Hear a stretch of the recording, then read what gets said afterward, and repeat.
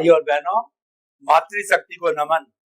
Studio में स्वामी कमलेशानंद जी अनुभवी, ज्ञानी, आत्मज्ञानी, ध्यानी, उनके भीतर से आता है। जो कुछ आता है उनकी आत्मा से सीधा ज्ञान दर्शन हमारे पास में आता है। और वो कैसे आता है?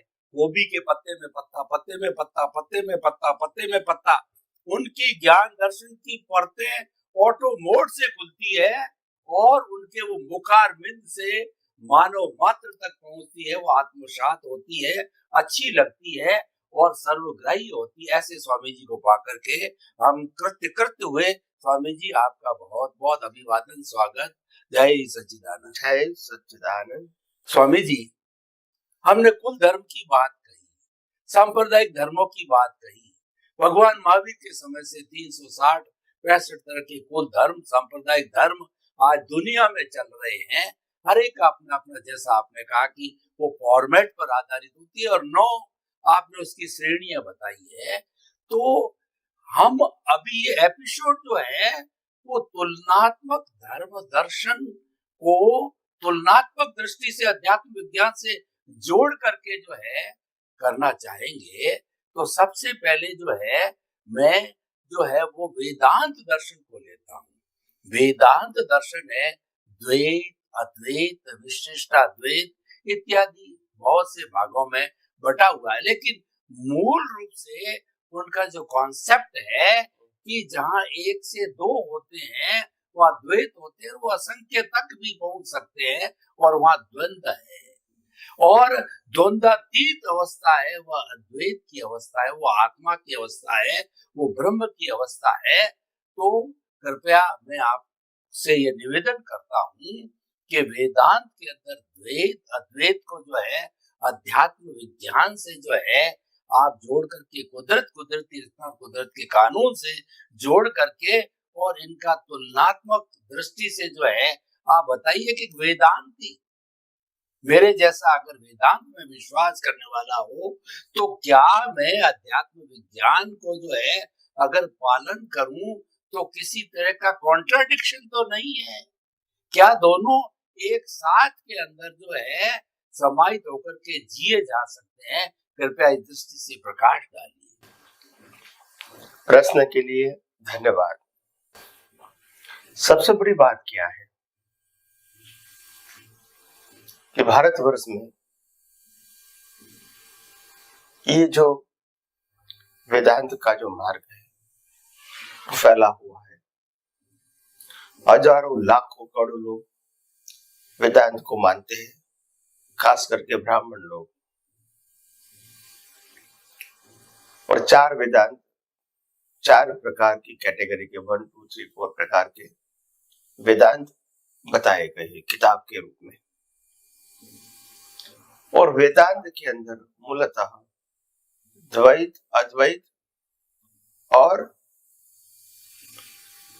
द्वैत से पर ये एक अवस्था बताई गई है। तो आत्मा द्वैत है और प्रकृति अद्वैत है। और जब आत्मा शरीर के अंदर ही प्रकट होता है तो द्वैताद्वैत 2 है। और शरीर से परमानेंटली मुक्त हो गए तो वो द्वैत है। तो कहने का मतलब ये है कि द्वैत का मतलब होता है शाश्वत और अद्वैत का मतलब होता है टेम्पररी। जहां तक आत्मा शरीर में है वहां तक द्वैत अद्वैत दोनों है, यानी रिलेटिव सत्य भी है अवस्था रूप में और सनातन सत्य के रूप में आत्मा भी है।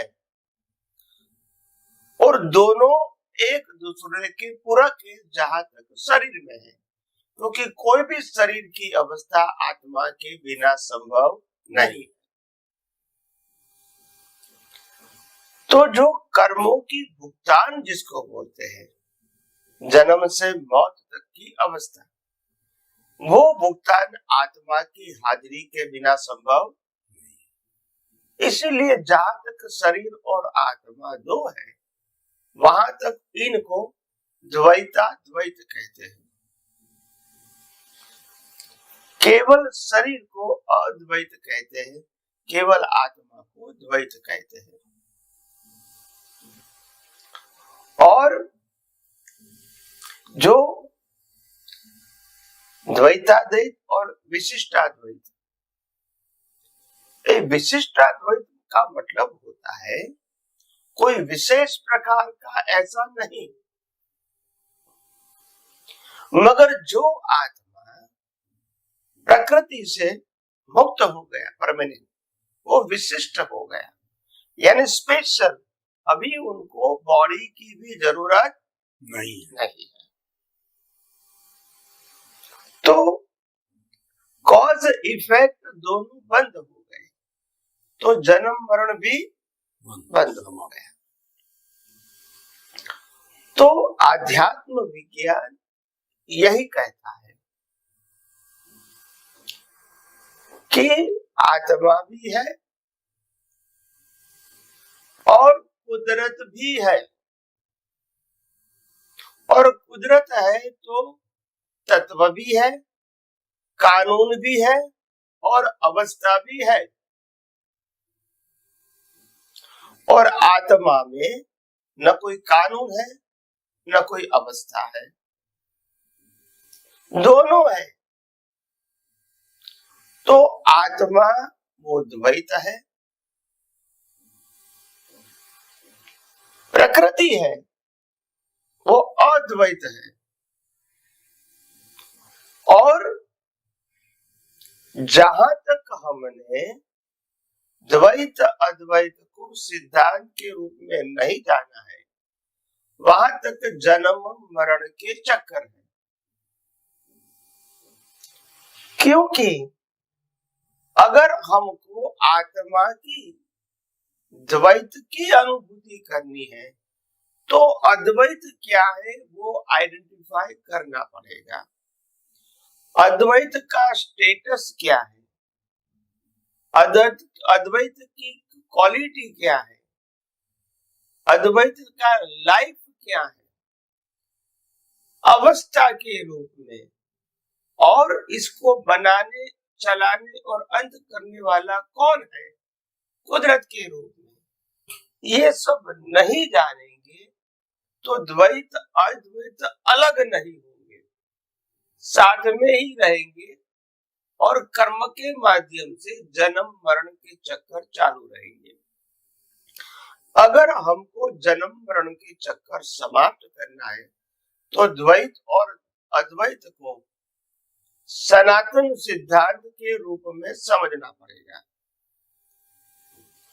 तब द्वैताद्वैत से पर अवस्था केवल आत्मा की अनुभूति है, वो कर सकते हैं।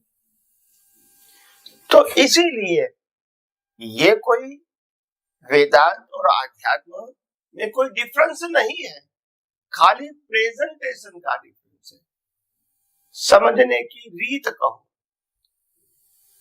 दृष्टि से फॉलो करने की रीत कहो, वो शायद शब्दों के माध्यम से अलग हो सकती है, सिद्धांत के रूप में अलग नहीं हो सकती है। क्योंकि द्वैत अद्वैत ही तो आध्यात्म के अंदर चेतन और जड़ की अवस्था है। एक तरफ चेतन है और दूसरी तरफ जड़ की अवस्था है, शरीर की अवस्था है, प्रकृति की अवस्था है, जो कुदरती रचना है। तो ये दोनों को सिद्धांत के रूप में समझना, यही तो आध्यात्म है।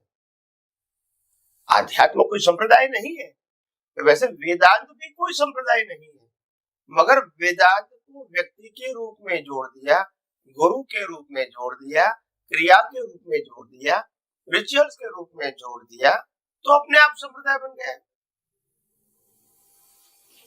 इसीलिए वेदांत और आध्यात्म विज्ञान में फंडामेंटल कोई अंतर नहीं है, मगर समझने का तरीका जो है वो जिस लेवल पे वो पहुंचे हैं, इतना इसको समझ में आएगा। रिलेटिव सत्य का लेवल सनातन सत्य का लेवल नहीं होता है, वो अंतिम सत्य होता है, सिर्फ अनुभव करने का होता है। मगर जो समझने का जो लेवल है, उसी लेवल तक हम समझ पाएंगे, उसके आगे हम समझ नहीं पाएंगे, जहां तक उस लेवल पे पहुंचेंगे नहीं।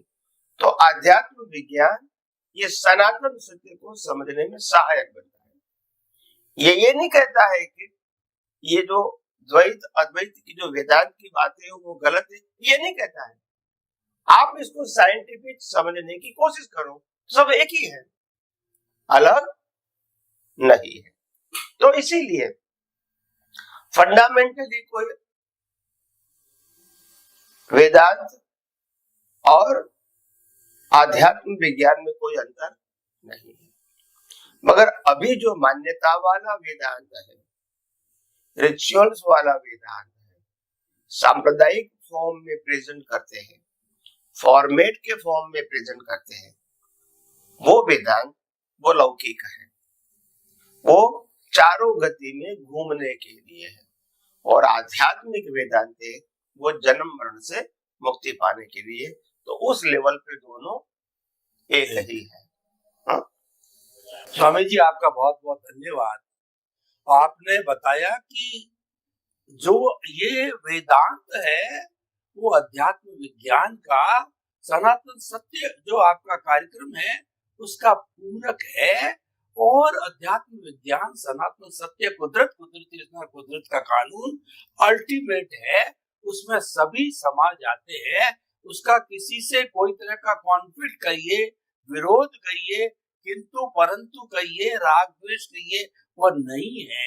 यानी सबको स्वीकारता है, क्योंकि सनातन सत्य जो है अनेकांतवाद पर आधारित है। बहुत सुंदर व्याख्या स्वामी जी आपने की। अब मैं थोड़ा अध्यात्म विज्ञान को गीता से जोड़ता हूँ। गीता युद्ध के मैदान के अंदर लिखी गई और वो पैदा हुई और प्रेषित की गई, और प्रतिदिन का एक एक अध्याय जो भगवान कृष्ण ने जब अर्जुन ने हथियार डाल दिए निरुत्साहित होता गया, तब उसको शिक्षा देने के लिए एक एक अध्याय जो भगवान कृष्ण ने दिए, 6 अध्याय बन गए।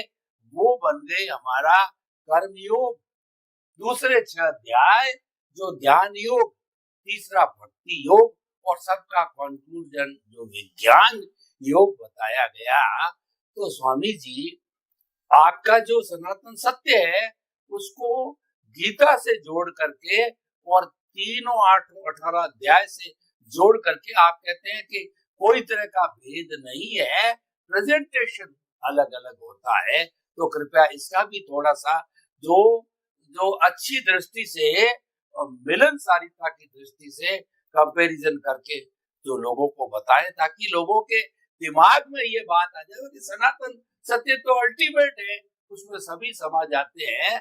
और सनातन सत्य को किसी भी कुल धर्म संप्रदाय धर्म मानव धर्म से कोई ऐतराज नहीं है। वो तो नदियां है और सनातन सत्य समुद्र है, सभी उसी में आकर के मिलती है।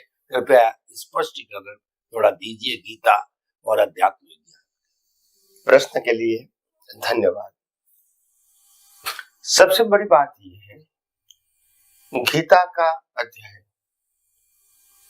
18 अध्याय श्री कृष्ण भगवान ने महाभारत के युद्ध के अंदर अर्जुन के प्रश्न के उत्तर को बताने के लिए, समझाने के लिए और उनका आत्मविश्वास जगाने के लिए ये पूरा अध्याय प्रस्तुत किया गया। अध्याय का थीम ये था कि कोई भी व्यक्ति अपने कर्तव्य से पीछे हटता है परिस्थितियों के आधीन, तो ये सही नहीं है। और खास करके यहाँ क्षत्रिय धर्म की बात है। क्षत्रिय धर्म और आत्म धर्म में कोई अंतर नहीं है। हम क्षत्रिय को एक जाति के रूप में मानते हैं। क्षत्रिय का मतलब होता है कि जो ध्येय के साथ आगे बढ़ता है वो कभी पीछे मुड़ के देखता नहीं है, चाहे शरीर का अस्तित्व रहे या न रहे। ये क्षत्रिय भाव है। तो कृष्ण भगवान महाभारत के अंदर, क्योंकि वो सारथी बन के आए थे और उन्होंने खुद ने ही नियम बनाया था कि मैं युद्ध के अंदर हथियार धारण नहीं करूंगा, हथियार का उपयोग नहीं करूंगा, मैं सिर्फ सारथी बन के रहूंगा। तो वो सारथी बन के, अर्जुन के रथ के सारथी बन के उनके साथ रहे और रथ को युद्ध के मैदान में बीचों बीच ला के रख दिया। तो अभी कृष्ण भगवान का रोल एक दृष्टिकोण से वहां खत्म हो गया और अभी अर्जुन का रोल युद्ध करने का शुरू हो रहा है। उस समय जब अर्जुन युद्ध की शुरुआत करने जा रहा है, तब उन्होंने अपने सामने मुआयना किया कि मेरे सामने कौन कौन है। कोई भी योद्धा होता है तो पहले सामने देख लेता है कि कौन कौन है प्रतिद्वंदी, ताकि फिर बाद में उसी प्रकार से वो युद्ध करे। तो उन्होंने मुआयना किया कि मेरे सामने मैं किन किन व्यक्तियों के सामने लड़ने की तैयारी कर रहा हूं। तो उन्होंने देखा कि मेरे सामने मेरे छोटे भाई हैं, बड़े भाई हैं, मेरे स्वजन हैं, मेरे पितामह हैं, मेरे गुरुजन हैं, मेरे मित्र हैं, मेरे रिलेटिव्स भी हैं, मेरे नेबर्स भी हैं। ये सब लोग मेरे पहचान वाले हैं। ये कोई अननोन पर्सन नहीं है और नहीं वो रियल में शत्रु है। ये सब मेरे परिवारजन लोग हैं और जिन्होंने मेरे साथ समय बिताए ऐसे मेरे मित्र भी हैं और जिन्होंने मेरे को शिक्षा दिया वो गुरुजन भी मेरे सामने है। और इसलिए इनडायरेक्टली कोई विरोधी तो है ही नहीं, फिर भी मैं उनके सामने युद्ध करने के लिए यहाँ आया हूं। तो मेरे को लगता है कि जो सब मेरे ही है, मेरे ही पहचान वाले हैं और इनको मैं मार के अगर विजय भी प्राप्त करूंगा तो ये कोई सिद्धि नहीं होगी, ये कोई मेरे रेगुलर दुश्मन नहीं है। आत्मग्लानि हो गई। तो उस समय वो इस अवस्था को देखकर सोच के फिर उन्हें वैराग्य भाव से, व्यवहारिक या स्थूल वैराग्य भाव से उन्होंने हथियार डाल दी। तब कृष्ण भगवान को मालूम हुआ कि ये अर्जुन ने हथियार क्यों रख दिए। वो समझ गए, वो ज्ञानी थे। तब कृष्ण भगवान ने कहा कि क्यों आपने हथियार रख दिए? आप तो क्षत्रिय हैं और युद्ध के मैदान में युद्ध करने के लिए आए हैं और युद्ध के मैदान में आने के बाद पीछे हट करना एक क्षत्रियों का धर्म नहीं है। तो इसीलिए इसीलिए उन्होंने कहा कि बात तो सही है, क्षत्रियों का धर्म युद्ध करना ही है क्योंकि मैदान में आए, मगर हमको लगता है कि मोह के बस हम युद्ध नहीं कर पाएंगे क्योंकि सब मेरा है। तब अर्जुन और कृष्ण के साथ संवाद होता है और इस संवाद के अंदर कृष्ण भगवान खुद उसको एक एक प्रकार की बातों को, प्रश्नों का उत्तर देते हैं कि हे अर्जुन, तुम ऐसा मानते हो कि मैं अर्जुन हूं, ये भ्रांति है। तू अर्जुन नहीं है, तू शुद्धात्मा है, तू चेतन है, तू अविनाशी है, तू शाश्वत है। और अर्जुन युद्ध के मैदान में निमित्त के रूप में आया है, मगर वो तू नहीं है। और अर्जुन को तू चला रहा भी नहीं है,